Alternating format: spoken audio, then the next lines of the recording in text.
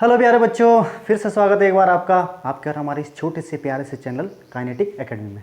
ठीक है बेटा, अभी तक हमने गॉस लॉ पढ़ी थी, फिर गॉस लॉ के कारण हमने जगह जगह पर इलेक्ट्रिक फील्ड फाइंड करी। ठीक है, लीनियर चार्ज डेंसिटी और सरफेस चार्ज डेंसिटी और वॉल्यूम चार्ज डेंसिटी, तीनों प्रकार के हमने इसमें इलेक्ट्रिक फील्ड फाइंड करी। ठीक, लीनियर चार्ज डेंसिटी में हमने वायर पे करी थी, तुम्हें अच्छी तरह पता है। ठीक है ना। उसके बाद सिलेंडर लिया था, सिलेंडर में हमने हमारे पास चार केस थे, सॉलिड कंडक्टिंग सिलेंडर, होलो कंडक्टिंग सिलेंडर, ठीक है, और सॉलिड क्या नॉन कंडक्टिंग सिलेंडर और होलो नॉन कंडक्टिंग सिलेंडर।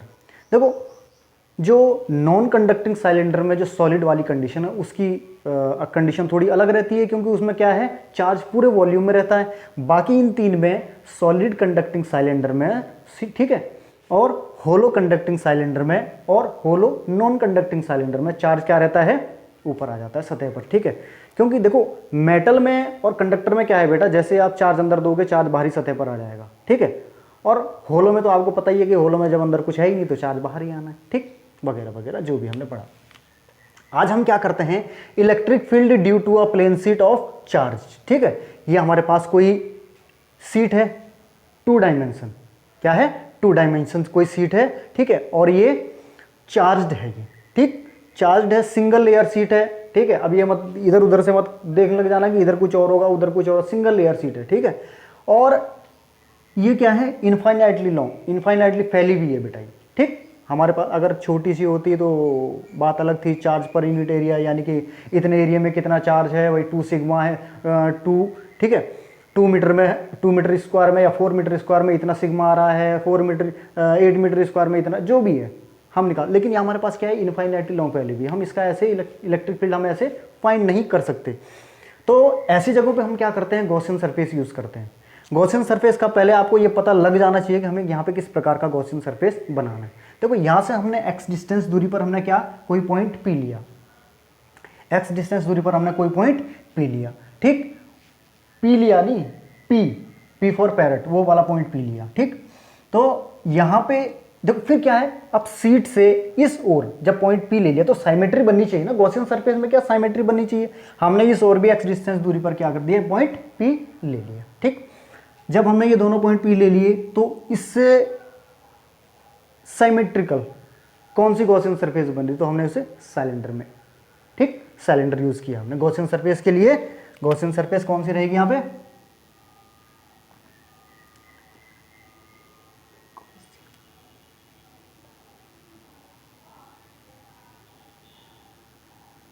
सिलेंडर। ठीक है,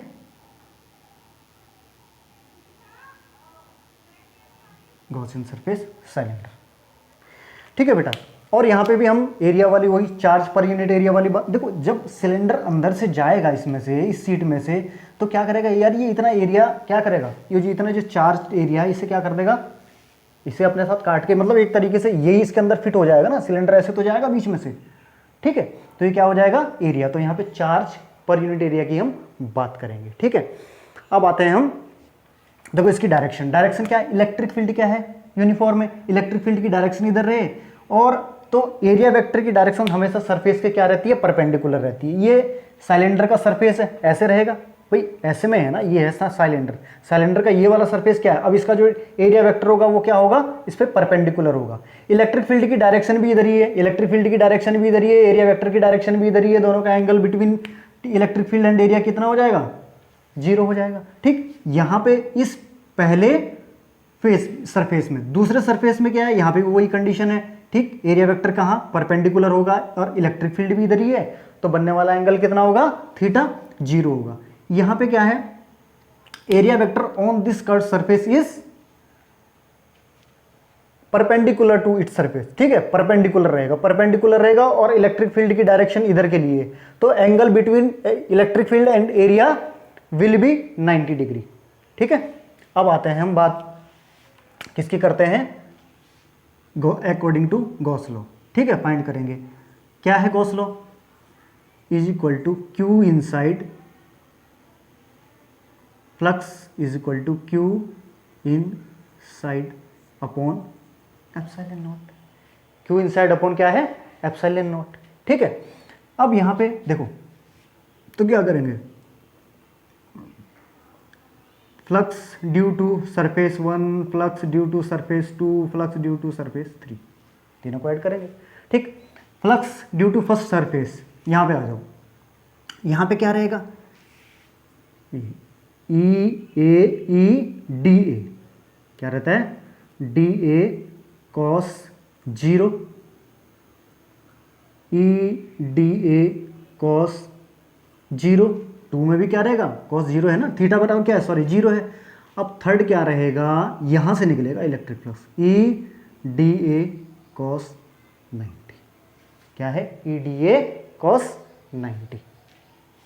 ठीक, अब इसकी वैल्यू क्या आ जाएगी, देखो ई क्या है, यूनिफॉर्म है बेटा, ई क्या है, यूनिफॉर्म है, इलेक्ट्रिक फील्ड यूनिफॉर्म है तो कांस्टेंट रहेगी, इलेक्ट्रिक फील्ड बाहर आ जाएगी, cos 0 की वैल्यू 1 होती है, ठीक है, तो ये अपने आप ही खत्म हो जाएगा, और dA का इंटीग्रेशन क्या होता है, a, ठीक, ऐसे ही ये हो जाएगा बिल्कुल सेम इसी की तरह EA, ठीक है, ये हमारा क्या हो गया, 0 हो गया। अब इलेक्ट्रिक फ्लक्स कितना है, Q इनसाइड क्या होता है हमारा, Gaussian surface upon epsilon naught. ठीक, यहां पे देखो चार्ज क्या है बेटा, ये तो क्या था, ये तो एरिया था, हमने इसको कोई रेडियस दी नहीं, इस बार डायरेक्ट एरिया ही लिख दिया।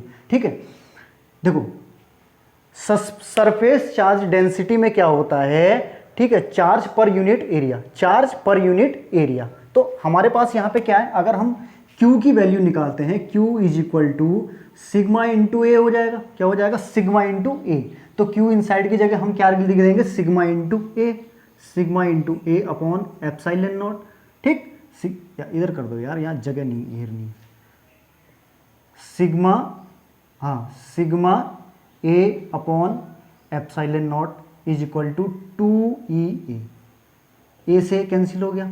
ठीक, इलेक्ट्रिक फील्ड कितनी आ गई हमारी, E is equal to sigma upon 2 epsilon naught, E is equal to sigma upon 2 epsilon naught, ये हमारी इलेक्ट्रिक फील्ड की वैल्यू है। एक बात और ध्यान देना, अभी तक हम क्या करते थे, E proportional to R, E proportional to 1 upon R, यहाँ पे डिस्टेंस क्या थी, x थी, डिस्टेंस x थी ना, लेकिन यहाँ पे कहीं डिस्टेंस आ ही नहीं रही है, इसका मतलब यहाँ पे डिस्टेंस की कोई वैल्यू नहीं है। डिस्टेंस की वैल्यू इसलिए नहीं है बेटा, क्योंकि जो ये सीट है हमारे पास इनफाइनाइटली जो फैली हुई है, ठीक, ये सीट एक्चुअल में x के कंपेयर में इतनी बड़ी है कि यहाँ से और कुछ उसे नजर ही नहीं आने का, ये डिस्टेंस ही इतनी छोटी है। ये डिस्टेंस, जैसे हमें अगर मान लिया कहीं जो थार राजस्थान है, थार जीप की बात नहीं कर रहा हूँ मैं, थार रेगिस्तान की बात कर रहा हूँ, अगर हमें वहाँ बीचों बीच रख दिया जाए तो हमें चारों तरफ क्या, हमें सोचेंगे यही दुनिया है। अगर किसी इंसान को बिल्कुल उसकी याददाश्त खत्म कर दी जाए, उसे पता नहीं है कुछ भी कि मैं कहाँ हूँ, कौन हूँ, कैसे हूँ, अगर उसे थार के बीचों बीच रख दिया जाए रेगिस्तान में, तो उसके लिए क्या लगेगा, यही दुनिया है सब कुछ। या उसे समुद्र के बीच में रख दिया जाए, चारों तरफ समुद्र दिखेगा। ठीक, वही कंडीशन यहाँ पे एक्स की है।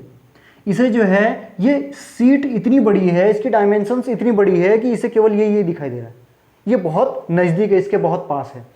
अगर ये बहुत दूर चला जाए, 2-3 किलोमीटर दूर चले जाए, ये डिस्टेंस यानी कि बड़ी हो जाए, एक्स, फिर क्या दिखेगा, फिर थोड़ी दिखेगा ये कि हाँ इतना बड़ा है, फिर तो ये लगेगा, फिर तो पॉइंट चार्ज की तरह लगने लगेगा, फिर तो बहुत छोटा दिखेगा। ठीक है, तो यहाँ पे ये फार्मूला तब ट्रू होगा जब जो है इस सीट की डायमेंशन एक्स के कंपेयर में बहुत बड़ी हो। ठीक, इस बात को विशेष रूप से ध्यान रखना। ठीक, दिस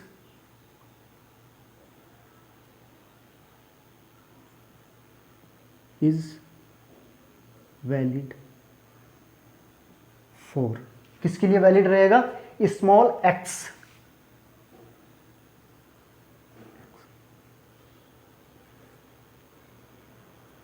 कंपेयर्ड, किसके कंपेयर में, compared to dimension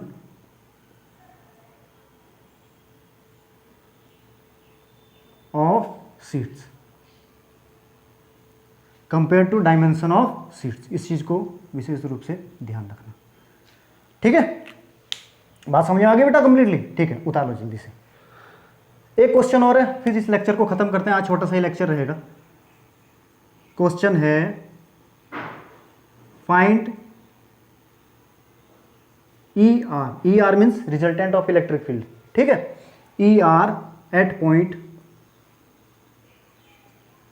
A B and C, देखो क्वेश्चन क्या है, हमारे पास दो चार्ज प्लेट है, दो क्या है, चार्ज प्लेट या सीट्स इस तरीके से, ठीक है। एक ये है और एक ये,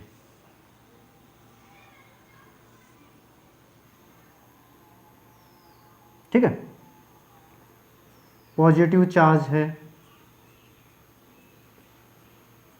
दूसरे पे क्या है, negative charge, A B C point, ये क्या है, चार्ज। चार्ज जब हम कोई टेस्ट चार्ज रखते हैं बेटा वो पॉजिटिव ही रखते हैं हमेशा, ठीक। अब surface sheet 1 sheet 2, resultant of electric field find करनी है इस फर्स्ट सीट के कारण, ड्यू टू फर्स्ट सीट, ठीक। इलेक्ट्रिक फील्ड की डायरेक्शन क्या होगी, इलेक्ट्रिक फील्ड की direction, direction of electric field due to first sheet, ठीक। कहां को रहेगी, देखो ये क्या है, पॉजिटिव है, ये भी पॉजिटिव है, तो ये क्या करेगी, इसे रिपेल करेगी, प्रतिकर्षित करेगी ना, रिपेल करेगी, E1। अब E2 क्या है, ये वाली सीट क्या है, सॉरी E2 क्या रहेगी, ये वाली सीट नेगेटिव है तो इसे अट्रैक्ट करेगी अपनी तरफ क्योंकि ये पॉजिटिव चार्ज है। E1 और E2 की जब ऑपोजिट डायरेक्शन हो जाएगी तो रिजल्टेंट ऑफ E कितना आ जाएगा, ER इक्वल टू 0 आ जाएगा, क्योंकि वो जब ऑपोजिट डायरेक्शन रहती है तो E1 माइनस E2 हो जाएगा, ठीक। अब ऐसे ही यहाँ पे C की कंडीशन भी होने वाली है। C में भी क्या है, देखो ड्यू टू सीट 1, ये क्या है, पॉजिटिव, ये पॉजिटिव, ये क्या करेगी, इसे रिपेल करेगी, E1, ठीक। और ये क्या है, नेगेटिव है, तो ये पॉजिटिव चार्ज को क्या करेगी, अट्रैक्ट करेगी, E2। तो यहाँ पे भी क्या हो जाएगा, ER इज इक्वल टू 0। जब डायरेक्शन ऑपोजिट हो तो रिजल्टेंट क्या आ जाएगा, 0। यहां पे देखो जरा, यहां पे जो है ये पॉजिटिव चार्ज है, E1 सीट, ये सॉरी सीट 1 के कारण जो है, ड्यू टू सीट 1, इसकी डायरेक्शन किधर रहेगी, इलेक्ट्रिक फील्ड की, रिपेल करेगा E1, ठीक। और ये क्या है, देखो अब इसके कारण जो है ड्यू टू सीट सेकंड, ठीक है, इसकी डायरेक्शन क्या रहेगी, ये इधर को ही रहेगी क्योंकि अट्रैक्ट करेगा ना ये अपनी तरफ इसे।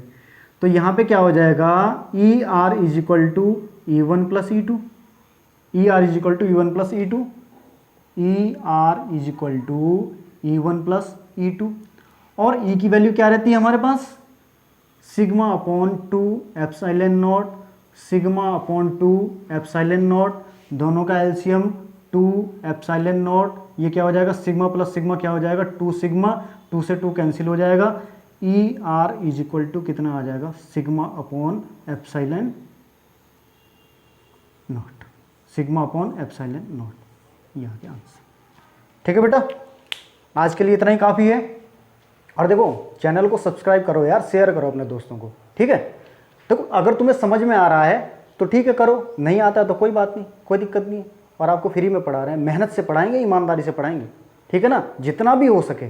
कोई भी वीडियो अगर समझ में नहीं आती है, कोई भी लेक्चर यदि आपको समझ में नहीं आता है तो आप हमसे कहिए, ठीक है, हम दूसरा बना के देंगे, बिल्कुल कोई दिक्कत नहीं है, कहीं से भी किसी भी पॉइंट से कोई दिक्कत है, ठीक है। हम ईमानदारी से पढ़ाएंगे, आप भी ईमानदारी से अपना काम करना, चैनल को अपने दोस्तों को सब्सक्राइबर्स करने के लिए बोलना और शेयर जरूर करना, ठीक है। इससे बेटा हमें भी एनर्जी मिलती है अगर ज़्यादा से ज़्यादा लोग सब्सक्राइब करेंगे, ठीक है। चलो ठीक है, तब तक के लिए टेक केयर, बाय बाय।